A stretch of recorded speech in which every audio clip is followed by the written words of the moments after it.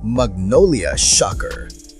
Yukien Andrada's arrival forces Eryobu trade. Plus, Titan Ultra nakakuha ng bagong enforcer. Mga kahoops, dalawang big moves ang yumanig sa PBA today. Isang veterano ang biglang na-trade at isang struggling expansion team nakakuha ng bagong enforcer sa ilalim. Sa Magnolia Hotshots, simple lang ang kwento pero mabigat. The arrival of first-round pick Yukien Andrada, 24 years old, San Beda star, forced them to make a tough decision. Kailangan nila ng roster space at sa shopping list ng Magnolia, si Joseph Eryobo ang consistent na may trade value.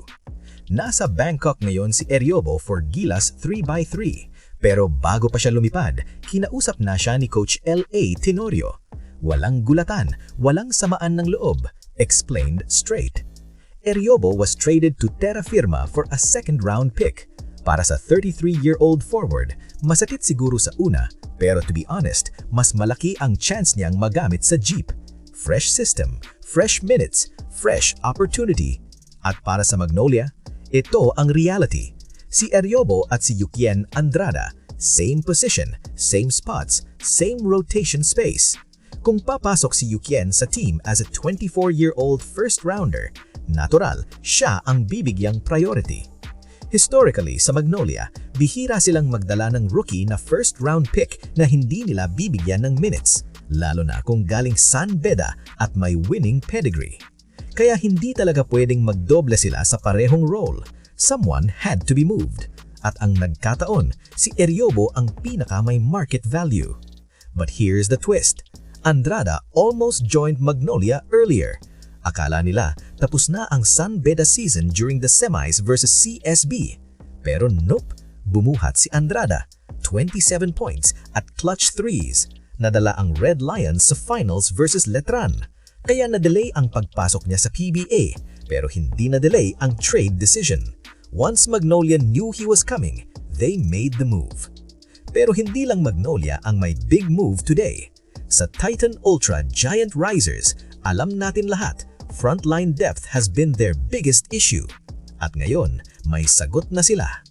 Titan Ultra acquires Pau Javillonar from Converge in exchange for a season 51 second-round pick. 6'6", former Letran standout, known enforcer, physical. Tamang katulong para kina Calvin Abueva, Joshua Monzon at Fran Yu. At kung familiar ka sa career track niya, si Javillonar ang tipo ng player na pwedeng mag-break out pag binigyan ng malaking role. Titan Ultra has now traded for two big men in a row. First, Ato Ular, now Javillonar. Ibig sabihin, alam ng management ang problema and they're quietly building their defensive identity sa pintura. Sa unang season nila sa PBA, yan ang mga moves na nagpapakitang seryoso sila. So ayan kahoops, dalawang trade, dalawang franchise, isang malaking tema. Teams are preparing for the future. Magnolia opens space for a new star in Yukien Andrada. Eryobo gets a fresh opportunity in Terra Firma. And Titan Ultra finally gets the muscle they've been looking for. Pero ang tanong, will these moves pay off?